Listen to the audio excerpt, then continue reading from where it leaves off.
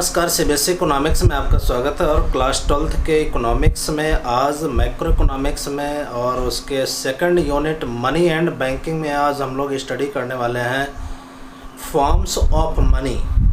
तो अभी present time में कितने तरह की मुद्राएं होती हैं या पहले हुआ करती थी, तो उसके बारे में हम डिस्कस कर लेते हैं। देखिए 4 टाइप्स हैं इसके। Fiat money and fiduciary money है और दूसरा है full bodied money and credit money है। तो ये चारों चीज़ें पहले आप समझ लीजिए है क्या चीज़। फिड्यूसरी मनी का मतलब क्या होता है और फिएट मनी। तो सबसे पहले फिएट मनी आप देख लीजिए। फिएट मनी का मतलब ये है कि मीन्स कोई ऐसी मुद्रा, चाहे वो पेपर नोट्स हो या कॉइन्स हो, means that is legally ordered by the issued by the government, मतलब किसी सरकार द्वारा जारी की गई कोई भी मुद्रा, चाहे वो सिक्के हों चाहे पेपर नोट्स हों, वो सारे फिएट मनी में आते हैं। लेकिन अगर हम फिड्यूसरी मनी की बात करें, anything accepted by the pair and पेई विद ट्रस्ट, मतलब ट्रस्ट के साथ में वो एक्सेप्ट किया जा रहा है, मतलब उसका ट्रांजैक्शन पेयर और पेई के बीच में इसलिए हो रहा है कि दोनों के बीच में विश्वास है। जैसे चेक है, तो चेक वगैरह है, ड्राफ्ट वगैरह है, ये सब आपके फिड्यूसरी मनी में आएंगे, क्योंकि वो करेंसी नहीं है पर एज ए मनी के रूप में एक्सेप्ट हो रही है, तो वो फिड्यूसरी मनी हुआ। फिएट मनी में अभी देश में जितने भी सिक्के और पेपर नोट्स, कागज़ की नोट्स जो चलन में है, सर्कुलेशन में है, वो सब फिएट मनी में, क्योंकि सरकार ने उसे लीगल या अथॉरिटी ने जारी कर रखा है, इशू कर रखा है, तो वो सब फिएट मनी में आएंगे। लेकिन इसके अलावा लोग मनी के फॉर्म में चेक और बैंक ड्राफ्ट भी एक्सेप्ट करते हैं, तो वो फिड्यूसरी मनी में होगा। ये बेसिकली डिफरेंस है। तो फिएट मनी में, fiat money refers to that money which is issued by the order authority of the government. It includes all coins, all paper notes.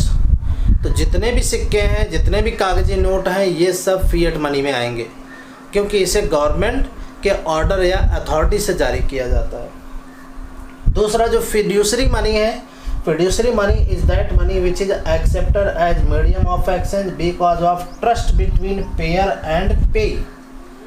मतलब ये इसलिए एक्सेप्ट किया गया है कि पेयर और पे दोनों एक दूसरे के ऊपर ट्रस्ट करते हैं कि जो चेक इशू हो रहा है वो सही है। तो ये भी एक मनी का फॉर्म है और इसे फिड्यूसरी मनी कहा जाता है। जो नेक्स्ट है full bodied money and credit money. Full bodied money क्या है, मतलब जिसकी कमोडिटी वैल्यू और फेस वैल्यू दोनों बराबर। कमोडिटी वैल्यू क्या हो गई, जैसे कागज़ की नोट है या सिक्के हैं, तो अगर आप कागज़ पे लिखा हुआ पैसा मुद्रा ना हो कितने रुपए का है, तो वो कागज़ की कोई वैल्यू नहीं, मतलब उसकी कमोडिटी वैल्यू कम है और जो उस पर लिखी हुई वैल्यू है वो ज़्यादा है।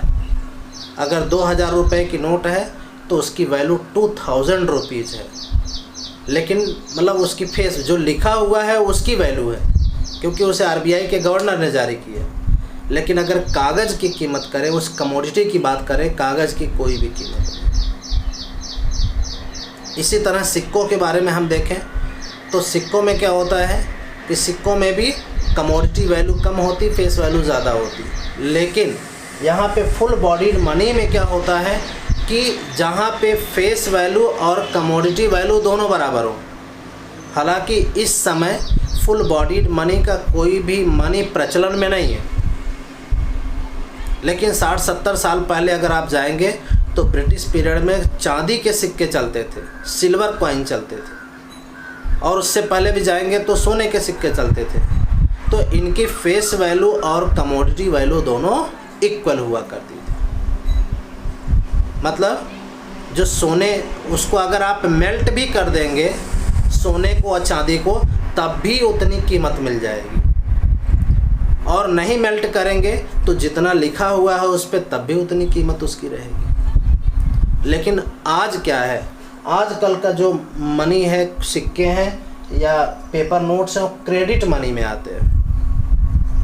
क्रेडिट मनी का मतलब क्या है, उसकी फेस वैल्यू ज़्यादा होगी, मतलब लिखा हुआ मूल्य उसका ज़्यादा होगा, और उसको गला देंगे, सिक्के को मेल्ट कर देंगे या कागज़ के रूप में इस्तेमाल करेंगे तो कोई वैल्यू नहीं होगी या बहुत कम वैल्यू होगी। सिक्के को आप मेल्ट करके बेचिएगा तो वो कूड़े के भाव में जाएगा, जितने रुपए का सिक्का होगा उतनी वैल्यू नहीं मिल पाएगी।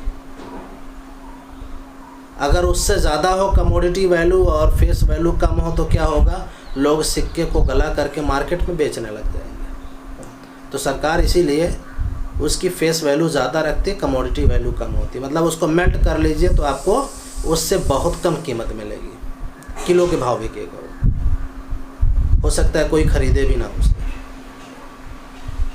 तो full bodied money refers to money in the terms of coins whose commodity value is equal to the money value। Money value मतलब फेस वैल्यू जो लिखा हुआ है। तो ऐसे में जो चांदी के सिक्के हैं ब्रिटिश पीरियड में चलने वाले, वो सब फुल बॉडीड मनी में आते थे। Credit money refers to that money of which money is more than commodity value। मतलब क्रेडिट मनी में मनी वैल्यू ज़्यादा होगी कमोडिटी वैल्यू से। तो इसको इस तरह भी आप लिख सकते हैं,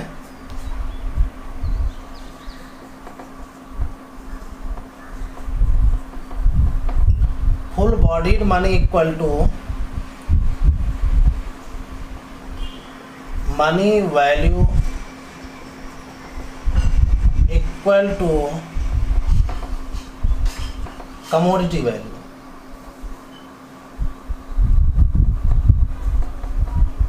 और क्रेडिट मनी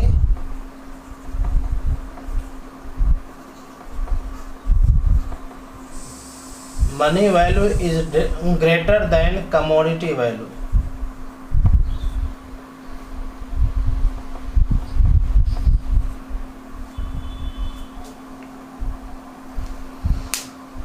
तो आशा करते हैं कि आपको ये टॉपिक समझ में आ गया होगा।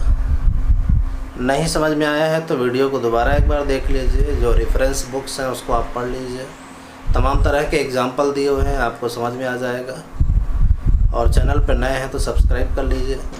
कल फिर एक नए टॉपिक के साथ में मिलते हैं, तब तक के लिए बाय बाय।